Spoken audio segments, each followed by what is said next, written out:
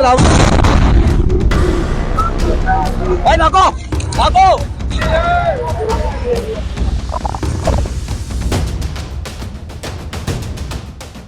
हमारी एजेंसियां इस षड्यंत्र की तह तक जाएगी। मकसद ये है कि भारत को बर्बाद करना है, हिंदुस्तान को तबाह करना है, लेकिन सपना ये है कि बांध के फट जाना है। बॉर्डर से आने वाले दुश्मन नहीं, ये तो घर के अंदर जो पल रहे दुश्मन है, जिसको आप हिंदी में कहते हो आस्तीन के सांप। भारत में रह रहे गद्दारों की बदौलत वो जब चाहेगा भारत में कहीं भी अटैक करेगा। ये मैसेजिंग जैश ए मोहम्मद की तरफ से हुई। दुश्मन को चोट वहां दो जहां दर्द ऐसा हो कि चीख निकल आए। बख्शा नहीं जाएगा। All those responsible will be brought to justice. आज फिर ब्रिगेडियर रुद्र प्रताप सिंह याद आ रहे हैं। वो बात जो देश, हमारा भारत, आज भी शायद हम आप जो नहीं मान पाए हैं, जिस पर बात करने से बच रहे हैं, वो बात ब्रिगेडियर रुद्र प्रताप सिंह सालों पहले कह के जा चुके। शौर्य फिल्म में के मेनन का किरदार रुद्र प्रताप सिंह और उसके डायलॉग एक बार फिर से वायरल हैं, जब दिल्ली में जैश ने एक आतंकी घटना को अंजाम दिया। कुछ डायलॉग्स ऐसे हैं जो हम आपको दिखा नहीं सकते, हमारी मजबूरी है, लेकिन कुछ जो हकीकत है वो दिखाना जरूरी है। जैसे कि दुश्मन सिर्फ बॉर्डर के उस पार नहीं होता, घर के अंदर भी होता है। और बिल्कुल सही कह के गए हैं ब्रिगेडियर रुद्र प्रताप। इनकी सोच को, इनकी समझ को सलाम कीजिए और सलाम कीजिए और इस बात की सच्चाई और गहराई को समझिए, क्योंकि ये तमाम लोग पाकिस्तान से नहीं आए। ये सब के सब हिंदुस्तानी हैं, सब के सब हिंदुस्तानी हैं। कोई कश्मीर का है, कोई सहारनपुर का है, कोई शामली का है, कोई फरीदाबाद का है, सब के सब हिंदुस्तानी हैं। और ना कोई अनपढ़ है, ना कोई गरीब है, पढ़े लिखे हैं, डॉक्टर हैं, लेकिन मकसद ये है कि भारत को बर्बाद करना है, हिंदुस्तान को तबाह करना है। और ये सब के सब हमारे हैं, हमारे अपने हैं, हमारे भाई बंधु हैं, हमारे देश में रहे हैं, खाया पिया मौज मस्ती, नौकरी चाकरी, घर परिवार, पति पत्नी, सब कुछ। लेकिन सपना यह है कि बांध के फट जाना है। यही कहानी है इस उमर की जो सुसाइड बॉम्बर था। अभी तक डिटेल्स मैक्सिमम आ ही जाएंगी थोड़े समय में। इंटेलिजेंस एजेंसी का कहना है कि उमर सुसाइड बॉम्बर था। दूसरा, ये तो समझ ही गए आपकी दुश्मन घर के अंदर है। नई दिल्ली का लाल किला ही क्यों? लाल किला का वो इलाका ही क्यों? आखिर हमले के लिए उस जगह को क्यों चुना गया? तो अब समझ लीजिए, इस हमले में जैश ए मोहम्मद का नाम सामने आ रहा है। जैश ए मोहम्मद हमें संदेश देना चाहता था, भारत की सुरक्षा एजेंसियों को संदेश देना चाहता था, देश के प्रधानमंत्री नरेंद्र मोदी को संदेश देना चाहता था। वो भारत की संप्रभुता को चुनौती देते हुए, सीधे चुनौती देते हुए कहना चाह रहा था कि जैश ए मोहम्मद जब चाहेगा, ऐसे लोगों की बदौलत, घर में बैठे गद्दारों की बदौलत, भारत में रह रहे गद्दारों की बदौलत, वो जब चाहेगा भारत में कहीं भी अटैक करेगा। ये मैसेजिंग जैश ए मोहम्मद की तरफ से हुई। वो लोकेशन लाल किले का, नई दिल्ली, दिल्ली के दिल के बीचों बीच वो ब्लास्ट इसीलिए किया गया कि वो आपको ये बताना चाहते हैं, जहां पर देश के प्रधानमंत्री, देश के राष्ट्रपति, सत्ता का प्रतिष्ठान, तमाम एजेंसीज, उनके नाक के नीचे ये ब्लास्ट करने का प्लान इसीलिए बनाया। वो मैसेज देना चाहते हैं। मैसेज ये कि वो जब चाहेंगे वहां हमला कर सकते हैं भारत के अंदर। और एक सीधी चुनौती कि अगर आप पाकिस्तान को ऑपरेशन सिंदूर और दुनिया में अलग अलग जगहों पर पाकिस्तान को नीचा दिखाने की कोशिश करते हो, हम आपको आपके ही लोगों के जरिए आपके घर में घुस के मारने की ताकत, हमला करने, आतंकी गतिविधि करने की ताकत रखते हैं। ये जैश की, भारतीय खुफिया एजेंसियों से लेकर भारतीय सेना, देश के प्रधानमंत्री और इस देश के हर नागरिक को सीधी चुनौती है कि वो जब चाहेंगे बम फोड़ेंगे। और इसीलिए देश की राजधानी लाल किले को चुना गया। लाल किले को इसीलिए कि देश के स्वाभिमान का प्रतीक लाल किला, जहां से हर 15 अगस्त को आजादी दिवस पर देश के प्रधानमंत्री देश को संबोधित करते हैं, वहां तक जाकर अटैक करने के पीछे सीधा सीधा मंसूबा ये कि भारत जो आज खुद को सुपर पावर मान रहा है, समझ रहा है, सुपर पावर होने की फहरिस्त में है, वो भारत जो 2047 तक खुद को विकसित करने की योजना बना रहा है, हम उस भारत को चुनौती दे रहे हैं। जैस का ये सीधा सीधा मैसेज है। जहां तक इस घटना का सवाल है, इस आतंकवादी घटना का सवाल है, इसके पीछे कोई और मकसद नहीं है। ये मकसद सीधा सीधा भारत की सुरक्षा एजेंसियों, भारत के बढ़ते ताकत को चुनौती देना है। मुझे लगता है जो मैसेज जैश देना चाह रहा था या देने की कोशिश हुई, इस देश के सुरक्षा एजेंसियों, देश के हर नागरिक और देश के प्रधानमंत्री तक जरूर पहुंच गया है। मैं कल रात भर इस घटना की जांच में जुटी सभी एजेंसियों के साथ, सभी महत्वपूर्ण लोगों के साथ संपर्क में था, विचार विमर्श चलता था, जानकारियों के तार जोड़े जा रहे थे। हमारी एजेंसियां इस षड्यंत्र की तह तक जाएगी। इसके पीछे के षड्यंत्रकारियों को बख्शा नहीं जाएगा। All those responsible will be brought to justice.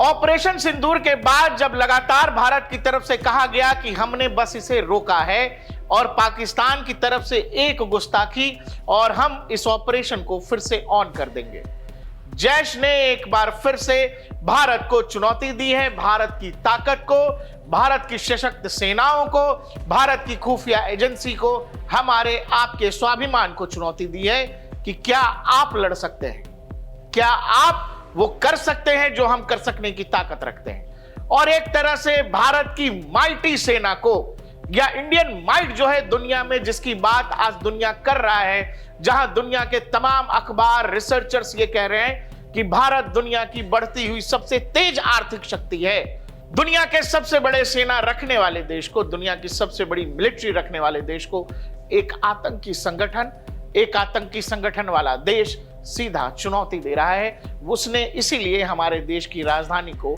चुना है। और मैंने आपको बताया कि इसमें बॉर्डर से आने वाले दुश्मन नहीं, ये तो घर के अंदर जो पल रहे हैं दुश्मन है, जिसको आप हिंदी में कहते हो आस्तीन के सांप। उन आस्तीन के सांपों को आप दूध पिला रहे हो और फिर ये अंजाम होता है। असीम मुनीर और उसकी सेना और उसके आतंकियों ने हमें एक चुनौती दी है। अब ये कहानी ये है दोस्त कि ऑपरेशन सिंदूर में हम जहां तक गए थे, अब जो कुछ भी हो उससे आगे हो, क्योंकि ये सब कुछ हमारे द्वारा कहा गया है, हमारे द्वारा दुनिया को बताया गया है कि एक गलती पाकिस्तान करेगा और भारत उन तमाम सीमाओं को, तमाम लक्ष्मण रेखाओं को लांघ जाएगा। पाकिस्तान को सोचना पड़े कि उसे इतिहास में, भूगोल में रहना है कि नहीं रहना। अगर उसे भूगोल में अपनी जगह बनानी है तो उसके लिए उसे जो स्टेट स्पॉन्सर टेररिज्म जिसको हम बोलते हैं, यानी कि उसका देश जो टेररिज्म को स्पॉन्सर कर रहा है उसे रोकना पड़ेगा। तो आप अपनी पूरी तैयारी करके रखिए, और अगर परवरदिगार चाहेंगे, भगवान चाहेंगे, मैं गुरु चाहेंगे तो बहुत जल्दी ही आपको मौका मिलेगा। उसके लिए ऑल द बेस्ट। जय हिंद। दर्शकों, ये संयोग की ही बात है कि भारत में हमला होता है, जैश हमले को अंजाम देता है और उस हमले के 2 दिन पहले असीम मुनीर प्रमोशन ले रहे हैं। 6 महीने के अंदर असीम मुनीर के 2 प्रमोशन हो रहे हैं। आप ये बताइए, जिस देश में इतने सारे विभीषण बैठे हों, वो कहते हैं ना कि घर का बेदी लंका ढाए, इतने सारे हैं। किसी का सपना यह है कि वो इस देश में केमिकल अटैक करना चाहता है। ये इनमें से कोई डॉक्टर है जो चीन से पढ़ के आया है, सपना ये कि केमिकल अटैक कर दें। केमिकल अटैक इसीलिए कर दें कि बम बारूद वाले में से कम लोग मरते हैं। केमिकल अटैक से ज्यादा लोगों के मरने की संभावना, प्रोबेबिलिटी ज्यादा है। लोगों के खाने में, लोगों की हवा में, लोगों के पानी में पॉइजन मिलाकर लोगों को मारने की साजिश, ये सब भारत के हैं। हैदराबाद का डॉक्टर है एक, गुजरात एटीएस ने पकड़ा है इस पूरी साजिश को। दूसरी तरफ उमर जैसे लोग हैं जो अपने आप में अपनी कार में बम रखकर, विस्फोटक रखकर फट जा रहे हैं। नहीं पता इनको ये मोटिवेशन कैसे मिलता है, इसके पीछे कौन सा साइंस है, कौन सा विज्ञान है, कौन सा दर्शन है जो इस जैसे व्यक्ति को, जो डॉक्टर है, जो पढ़ा लिखा है, जो पढ़ा रहा है लोगों को, वो भी अंत में वही चाहता है जहां कोई अनपढ़ कह रहा हो कि हमको 72 हुरों के पास जाने के लिए खुद को फटना चाहते हैं। वो काम एक डॉक्टर जो पढ़ लिख करके जीवन में कुछ अचीव कर चुका है वो भी यही कर रहा है। कुल मिलाकर बात यह है दोस्त कि ऑपरेशन सिंदूर जब हुआ, हमने कहा कि हमने ये नई लक्ष्मण रेखा खींची है। अगर पाकिस्तान इस लक्ष्मण रेखा को लांघेगा तो फिर भारत एक नई लकीर खींच देगा। वो लक्ष्मण रेखा लांघी गई है पाकिस्तान की तरफ से, जैश की तरफ से। आपको इस बार लकीर बड़ी करनी होगी, दुनिया को दिखाना पड़ेगा। आपने जो दिखाया था उनको यह बताना पड़ेगा कि अगर वो हमारी राजधानी, हमारे दिल को टारगेट कर रहे हैं, वो अगर हमें मैसेज दे रहे हैं कि क्या तुम हमसे टकराना चाहते हो, क्या तुम हमसे भिड़ना लड़ना चाहते हो, हम आपकी राजधानी को टारगेट कर रहे हैं, आपके लोगों को टारगेट कर रहे हैं, हम वहां टारगेट कर रहे हैं जहां कुछ किलोमीटर दूर पर आपके देश के प्रधानमंत्री हैं। तो मुझे लगता है कि भारत को यह मैसेज रिसीव हो गया है और भारत उस तैयारी में है जिसका जिक्र अंदाजों में प्रधानमंत्री ने ठीक उसी तरह से भूटान से किया जैसे ऑपरेशन सिंदूर के बारे में बिहार की धरती से पहलगाम हमले के बाद प्रधानमंत्री ने कहा था। वही मैसेज हिंदी और इंग्लिश दोनों में देश को भी और दुनिया को भी दे दिया गया कि भारत क्या करने जा रहा है। दूसरा, ये मैसेज अगर जैश दे रहा है, अगर मुनीर और पाकिस्तान दे रहा है भारत को कि वो कहीं भी टारगेट कर सकते हैं भारत के, जैसा कि आपको पता है असीम मुनीर कह रहा था कि हम तो भारत में कहीं भी टारगेट कर सकते हैं। उसने गुजरात की रिफाइनरीज की बात की थी, रिलायंस की रिफाइनरी की बात की थी। तो अब कहानी जब वैसी है तो फिर ऑपरेशन सिंदूर से ज्यादा बड़ी लकीर खींचने की जरूरत है। ऐसा कर दो कि अग्नि वर्षा कर दो, बारूद की बारिश कर दो। उनको जो भाषा समझ आ रही है उसी भाषा में समझाओ और दुश्मन को चोट वहां दो जहां दर्द ऐसा हो कि चीख निकल आए, चीख ऐसी कि वो चीख दुनिया सुने। दर्शकों, जैश ने जो कुछ किया है ये सारी डिटेल्स आ जाएंगी, अभी नहीं अगले 1-2 दिन में या थोड़े समय में आप तक आ जाएंगी। लेकिन इस पूरे हमले के पीछे जैश-ए मोहम्मद का हाथ बताया जा रहा है। दूसरा, हाफिज सईद बांग्लादेश के जरिए भारत को डिस्टर्ब करने की सोच रहा था। हाफिज सईद का प्लानिंग यह था कि वो बांग्लादेश के जरिए वहां पर वो नए लॉन्च पैड्स के रूप में बांग्लादेश का इस्तेमाल करना चाहता था, वहां से भारत के हिस्से में टेररिस्ट भेजना चाहता था। अब जब हाफिज सईद ये सब सोच रहा है तो आपको यह लग रहा होगा कि बांग्लादेश से आ रहे आतंकियों को रोकने के लिए भारत के पास क्या सिस्टम है। यहां तो SIR हो रहा है वेस्ट बंगाल में, वहां की सरकार मुंह कान फुला के बैठी है। वहां के लोग जो खुद बांग्लादेशी हैं इलाके छोड़ छोड़ के भाग रहे हैं। हजारों की संख्या में लोग कॉलोनियों से, गांवों से, मोहल्लों से छोड़ के भाग रहे हैं। लेकिन हमारे यहां लोगों को इस बात की चिंता ही नहीं। बांग्लादेश का जिक्र इसीलिए कर रहा हूं क्योंकि देखिए, दिखाइए कहीं, मारिए कहीं, इसमें ज्यादा आनंद है। पाकिस्तान जो इलाज मांग रहा है, पाकिस्तान का वो इलाज पाकिस्तान के अंदर भी हो सकता है और पाकिस्तान के बाहर बांग्लादेश के हिस्से में भी हो सकता है। आपको याद है जब अफगानिस्तान से, काबुल से अमेरिका निकला तो पाकिस्तान को यह लगा काबुल में भारत हार गया है। लेकिन आज जब भारत अफगानिस्तान के जो रिश्ते हैं उसमें पाकिस्तान आज कहां है? तालिबानी पाकिस्तानियों को मार रहे हैं, अफगानी सुबह शाम पाकिस्तानियों की डुरन लाइन पर क्लास ले रहे हैं। जहां तक सवाल बांग्लादेश का है, अगर बांग्लादेश को दोस्ती पाकिस्तान से करनी है, अगर बांग्लादेश को मोहब्बत बढ़ानी है पाकिस्तान से, तो इसमें हमें कोई दो राय नहीं है। भारत ने कुछ चीजें की हैं बांग्लादेश के लिहाज से, तो वो आपको जानना जरूरी है। वो ये कि भारत ने 3 मिलिट्री बेसेस चिकन नेक के इलाके में स्थापित किए हैं हाल फिलहाल। India fortifies chicken neck, 3 new garrisons setup on Bangladesh border. ये क्यों जरूरी है, ये क्यों होना चाहिए? इसके लिए आपको एक महान ज्ञानी, महान वैज्ञानिक आइंस्टाइन के चाचा शर्जील इमाम को सुनना चाहिए, जिन्होंने एक बार यह कहा था कि हमारा उस इलाके में, यानी कि जो बांग्लादेश वेस्ट बंगाल का इलाका है, उस इलाके में हमारी आबादी ज्यादा है, तो हम नॉर्थ ईस्ट के इलाके को बाकी भारत से काट सकते हैं। 5 लाख लोग हमारे पास हो ऑर्गेनाइज्ड, तो हम हिंदुस्तान और नॉर्थ ईस्ट को परमानेंटली कट कर सकते हैं। पर हम परमानेंटली नहीं तो कम से कम 1 महीने के लिए तो कट कर ही सकते हैं। मतलब इतना मवाद डालो पटरियों पर, रोड पे, उनको हटाने में 1 महीना लगे, है कि नहीं? जाए एयरफोर्स से। असम को काटना हमारी जिम्मेदारी है। असम और इंडिया कट के अलग हो जाए, तभी ये हमारी बात सुने। असम में जो मुसलमानों का हाल है आपको पता है, सीए नाफिज हो चुका है, वहाँ डिटेंशन कैंप में लोग डाले जा रहे हैं, है ना? और वहां तो खैर कत्लेआम चल रहे हैं, 6-8 महीने पता चलेगा सारे बंगालियों को मार दिया गया, हिंदू हो या मुसलमान, ठीक है? तो अगर हमें असम की मदद करनी है तो हमें असम का रास्ता बंद करना होगा फौज के लिए, समझ रहे हैं? फौज के लिए, और जितने भी जो भी यहाँ से सप्लाई जा रहा है बंद करो। और वो बंद कर सकते हैं क्योंकि चिकन नेक्स्ट मुसलमानों का है, वो जो इलाका है मुस्लिम अक्सरियत है। कन्हैया जैसे नेता क्या करेंगे? जाके इनकलाब के नारे लगवाएंगे, इनकलाब के नारे लगवाएंगे। आपको यह लग रहा होगा कि मैं इतनी पुरानी बात क्यों कर रहा हूं, बांग्लादेश की बात करते करते मैं शर्जील इमाम पर क्यों चला गया? इसीलिए चला गया दोस्त, क्योंकि ब्रिगेडियर रुद्र प्रताप सिंह की बात अभी कही थी और आप अभी भूल रहे हो। दुश्मन जितना बॉर्डर के पार है उतना ही बॉर्डर के अंदर भी है।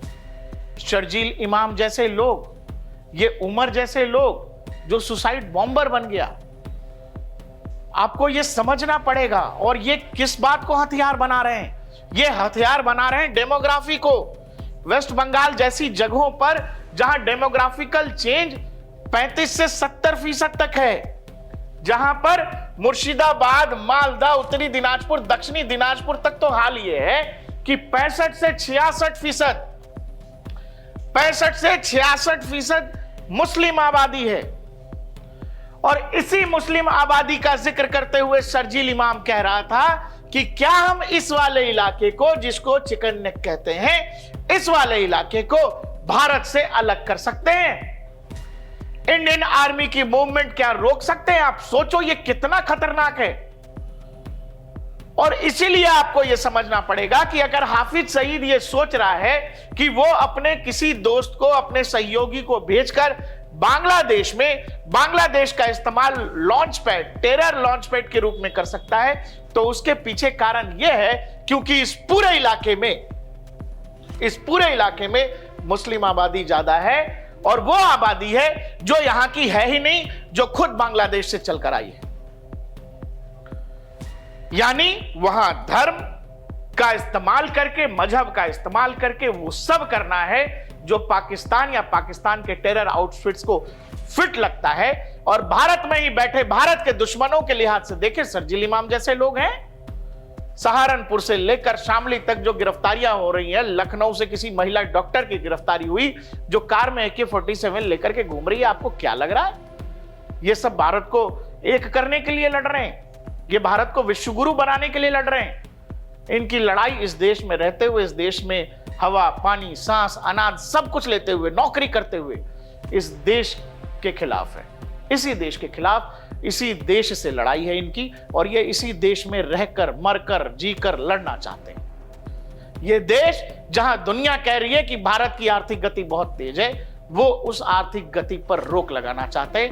और इसीलिए आपको यह समझना पड़ेगा कि बंगाल में जब SIR की प्रक्रिया का ऐलान हुआ, वहां से लोगों ने भागना शुरू किया। बांग्लादेश बॉर्डर पर जाम लगा हुआ है।